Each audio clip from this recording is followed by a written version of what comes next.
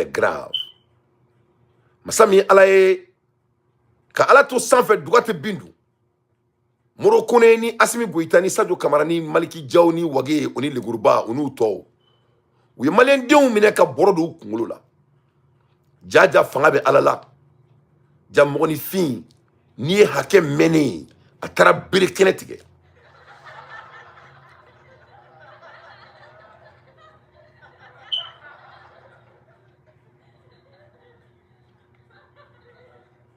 mɔgɔninfin ni ye hakɛ mɛnɛ a taara bere kɛnɛ tigɛ maa i ma fɛn min dan o tɛ falen mais n'i ye fɛn fɛn dan o bɛ falen jajaja bɔrɔdon kunna ja ka jugu Mujrimin fi sabilillahi nin den barikalen ba ninnu u filɛ nin ye kana kɔnɔ sogoti da an ma kan k'a sogo dun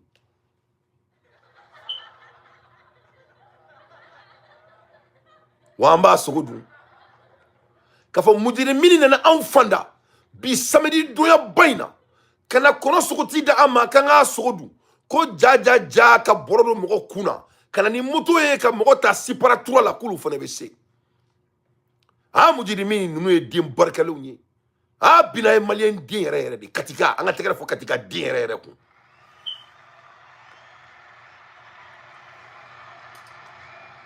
ne balala lamɛbagaw bina nana Bamakɔ kɔnɔ ni ka Moro Kone la dege Moro Kone la Bamakɔ kɔnɔ a bɛɛ ni ala na kira cɛ ne y'a da la n ka taa bɔ la yumal kiyama bina nana kana Mali ka ancien chef d'état-major ni ka taa gulon a b'a bolo bi masa min ala ye komi a b'a dɔn cogo min na o ko ka galon tigɛ ko ka Assimi Goïta dɛmɛ Assimi Goïta dɛmɛli de ye Mali dɛmɛni ye entre parenthèses ce qui n'a pas de sens c'est-à-dire a bɛ komi ne ko k'i ye Dante dɛmɛ i ye Mali dɛmɛ ayi n'i ye ne dɛmɛ i ye ne de dɛmɛ o tɛ Mali ye i bɛ ne dɛmɛ de an ka jɛ ka Mali dɛmɛ mais ne tɛ Mali ye dɛ ne ye Miskara Jarati de ye n fa jamana kɔnɔ an bɛɛ bɛ taa ka jamana in to masa min ala ye nin bandi ninnu na n'u ka bandiyakaw ye ko ka Mali dɛmɛ Mali dɛmɛli ye mun de ye maa min ye Mali ka sariya sɔsɔ k'i sigi Mali kunna Mali dɛmɛli ye mun ye maa min ye malien den bɛɛ fana ba nini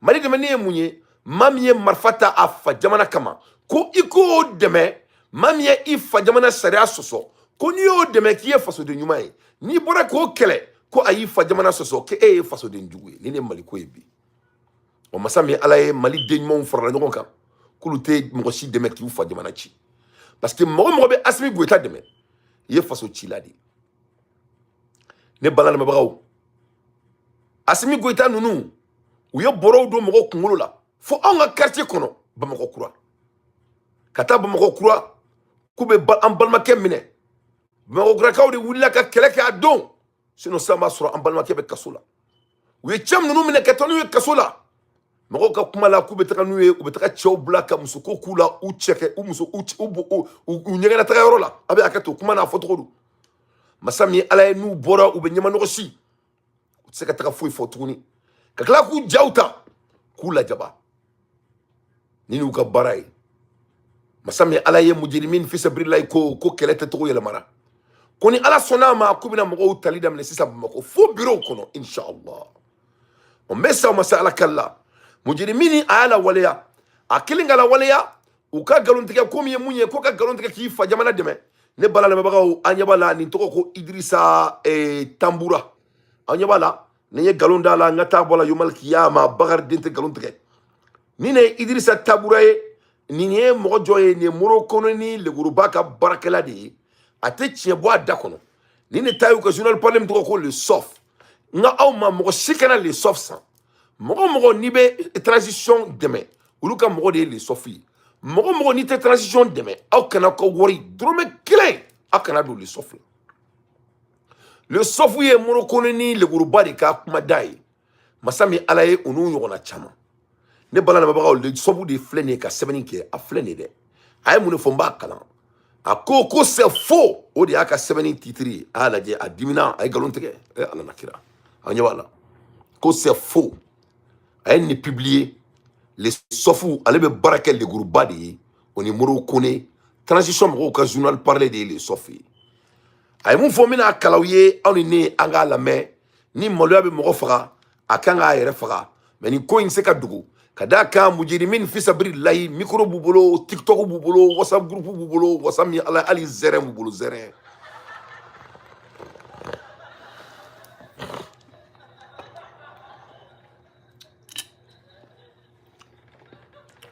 k'a fɔ TikTok bɛ mujirimin fi sabrillahi bolo zɛrɛn b'u bolo masa mi ala ye social media u kelen bɛ ka maîtriser ka tɛmɛ maliyɛn den bɛɛ kan bi a mujirimin fi sabrillahi n'olu ye baara kɛ u tɛmɛcogo ka ɲi u tagacogo ka ɲi u tagasira ka ɲi o b'a publier ka numéro di masa mi ala ye i tɛ se k'i dogo i bolo kɔfɛ ni mujirimin ye dɛ masa mi ala ye Idrissa Tabura a bɔra k'a bɛ nkalon kɛ tiɲɛ ye a ma ɲɛnabɔ a ye mun fɔ n bɛna kalaw ye ne balamɛbagaw an k'a lamɛn attention le général Mohamed Touré n'a pas et n'a nullement été enlevé. Il est à Bamako et prie pour tous les otages d'ici et d'ailleurs puissent un jour recouvrer la liberté. S'il y a eu enlèvement, en tout cas, ce n'est pas lui. C'est magnifique. Voilà. Niye Idrissa Tabouré, le Sofou, Petini, avec Baraké, Morokone Bolo, avec Baraké, le Gourouba Bolo. On a un chama. Abado, ye Mali journaliste, Demsen Nounou. Fait qu'on met Baraka yere, ou you beta, ou bedo payroll là. Le Gourouba ka technique de ni. Mamadou Doumbouya ka technique de nous. Masami Alaye, ate malo ya Boraka nefo. Ok, Mujirimin, fils Abrillahi, ama bla daga gelendala. Comme Idrissa Tabouré abe WhatsApp groupe nous konna la. Malien die nyama chama de ba kono. Do sur la mouya djabi, ama la meñon fait. Bonjour la grande famille, bonjour tout le monde. Voilà, je viens donner des éclaircissements sur les informations concernant l'enlèvement du militaire, mon voisin. Voilà, monsieur, il s'appelle le commandant Amadou Touré, mais tout le monde l'appelle Mandjou. Il a fait mon channel sur tout le monde l'appelle Mandjou. Il est très connu. Voilà, donc après ma première publication sur la présence des gens là dans le secteur, on avait cru qu'il partait vers les postes, il y avait un engrais de filles. Donc, je n'étais pas sur place, mais lui, il était là. Ils sont venus, ils l'ont enlevé. Mototique Nani, il a à bord de son véhicule, après le diamant. Voilà. Bon, d'autres disent qu'il y a des gens au tramway, ou si il y a c'est ça qu'il fait, ou tatola et Bougatanaï.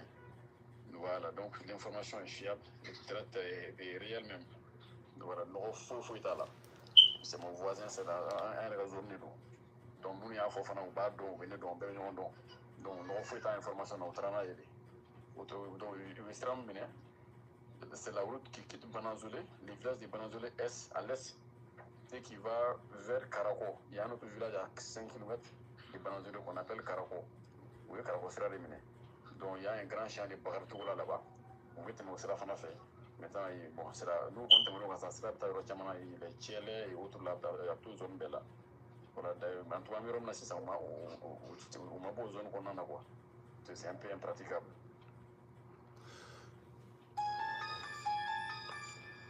Donc, ne balana bagaw messa o masala kala ko yere bo dan ko che bo dan yere boy.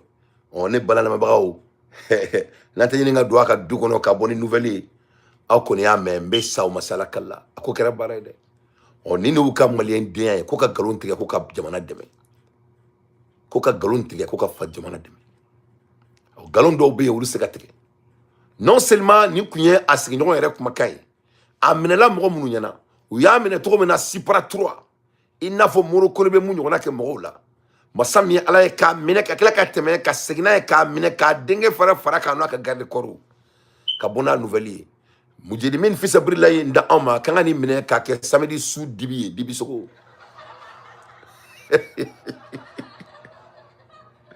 a ko bara gɛlɛya dɛ masa min ye Ala ye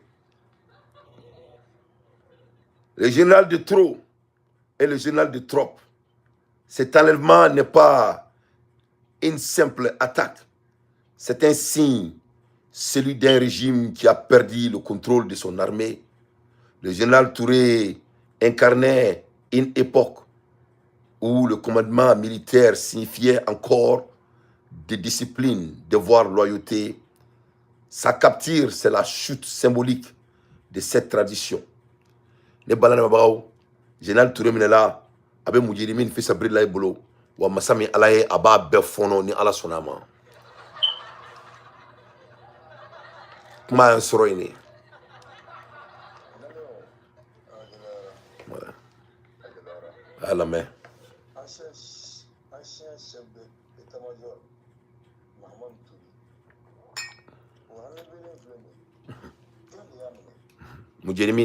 mujirimin ayde ya fam le oui non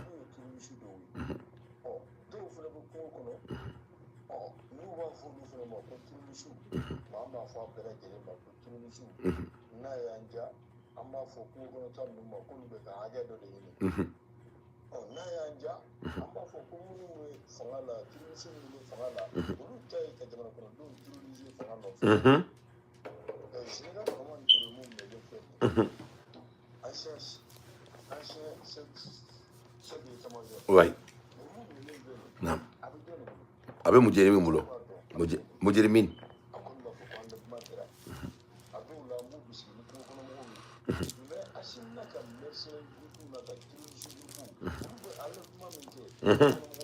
Allah akbar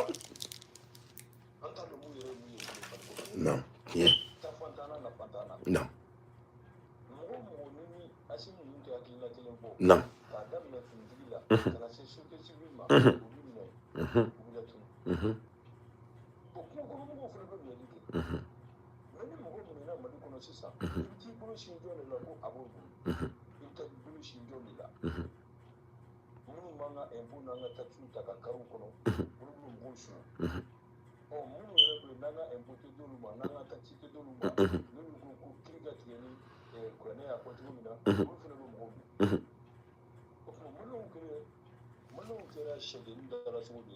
Akerowe non non ouais mujirimin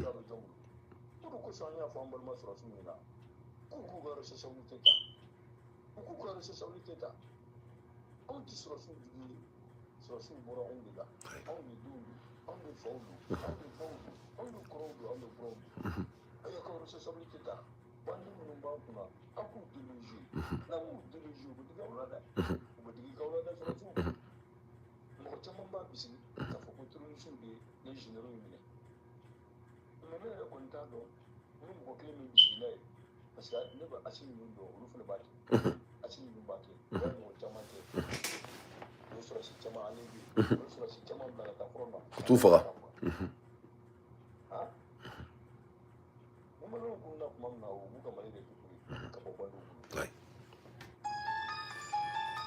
donc ne balana mabagaw ne malien do kumaka mbe petini me tien do and la ka kuma on a échangé une fois il est très bien avec américain je lui salue d'ailleurs au début il me comprenait pas mais maintenant Nyabala canaliser là il m'a compris bienvenue dans l'équipe mon frère ne balana mabagaw tien de be laban galon temena bulla donc mujirimin fils abrillahi amba foko we ni ko ke 1-1 match karanili jaja muro kone kelen se ka borodo mo kungolo la ja mujirimin fere se borodo kungolo la même style a fond mari ko le technique de miroir jaja akadi koni mine ka faro kala na kadi a faro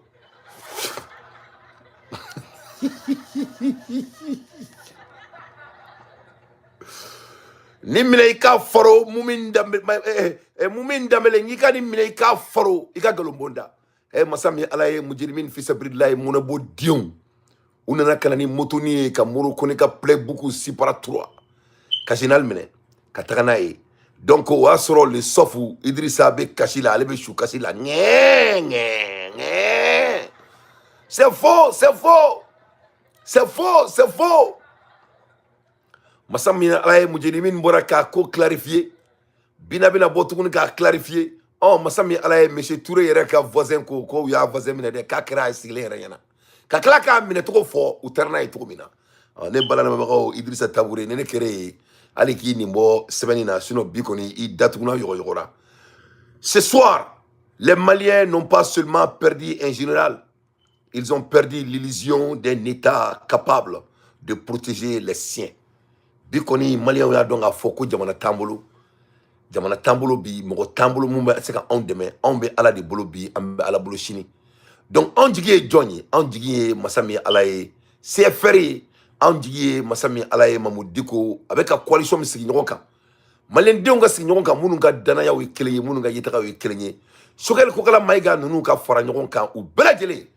Anga jamana boni fari sakwena et que on commence à construire notre pays from what we see within is what we see without. Anga donga foko femi bankono. Ngania mi mambulo an fa jamana njoli kan. No e ka malibo nogola. Ni ala ya do an kono am se ka ye anyela. Kada kan gunuti dinya kono ka temo kan. Mo ibe fefe miri kono ibe ori la wali ya dinya kono. Ama an fa jamana amba jo inshallah. Mais atseka ke tuko sila ni an na ma fara ɲɔgɔn kan. Donc an k'an jija an ka fara ɲɔgɔn kan an k'an fa jamana jɔ. Isaka Tabura ale kɔni ka ko kɛra galo ye masa min ala ye a ko kɛra ko galalen ye ne bala lamɛnbagaw. Le groupe de soutien à l'islam et aux musulmans a annoncé la prise de contrôle d'un siège de 1000 pro-gouvernementales affiliés à l'armée dans la région de Moti. Dans la soirée du vendredi 26 décembre 2025, il s'agit de 9e attaque menée par le groupe de l'espace de 24 heures au Mali. Masami alaye ou yaira ka fofene kuye attaque banoke Moti fene ko yo fene mene konia ladie Mali re konnala ko kunun koro le 26 oui attaque mi ke kle kono abebe attaque kononton de ma kle kono kelen kono mugani nani konnala mujirimin kona yira diɲɛ bɛɛ la k'a fɔ ko se u ta ye bi se u ta ye sini u ma attaque kelen kɛ u ma attaque fila kɛ u ma yɔrɔ kelen attaque u ma yɔrɔ fila attaque u bɛ fan bɛɛ de fɛ i n'a fɔ ko sagasaga ne bala lamɛnbagaw mujirimin yɛrɛ bɔra k'u ka communication kɛ k'u ye yɔrɔ 9 de attaque kunu 24 heures kɔnɔna la. Le groupe de soutien à l'islam et aux musulmans Mujirimin Fissabri Laye annonce avoir pris le contrôle total d'une caserne de l'armée malienne à Sandara. Ko Sandara, ko Kamembe, ko Yota, ko Keroutaye. Dans la région de Kaye, au Kera Kaye Marala, au Fenekera Kounou vendredi. De son côté, l'armée malienne a perdu beaucoup à Kokera Kachiye. Ne balamabao. Ambola Hermina, Ambola Kakonafura Soko. L'arrestation de l'officier Ahmed Touré, comme il y a fait tout maintenant. Ne balamabao. Asimi Gouita Koniga Galontege, Akera Bara, Aini Naloma, Kumakaname.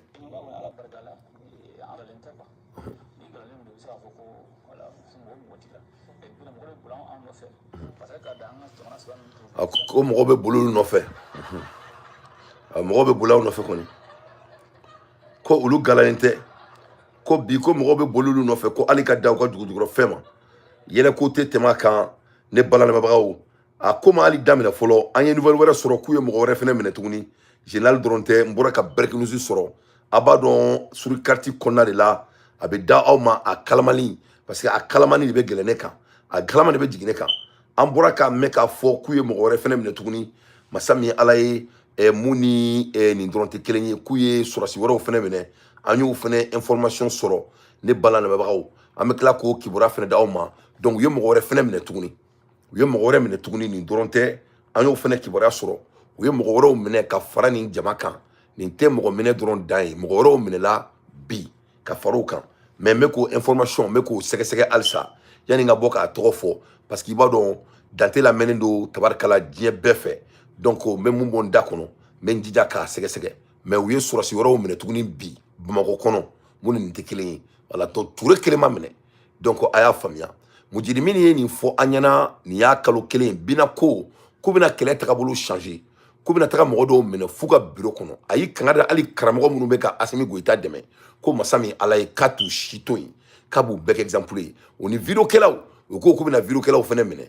masa min ala ye nin ye mujirimin ka kangarida ye ko k'a di mɔgɔw ma bɛɛ ka a lamɛn an bɔra heure min na an y'a mɛn k'a fɔ ko SVR enlèvement ce jour le 27 12 mois 2024 vers 16h donc k'u ye M. Touré minɛ 16h de u y'a minɛ 16h de par élément Gacha armé PM Pika évolué moto u y'a bɛɛ ɲɛfɔ dans son champ de village Banazolé Wolisobougou KM7 PM Nord, notre 50 km de Bamako, commandant Amadou Touré de l'armée de l'air, son fils et une autre personne civile avec sa voiture personnelle et un véhicule de 207 Sotrama pour une destination inconnue.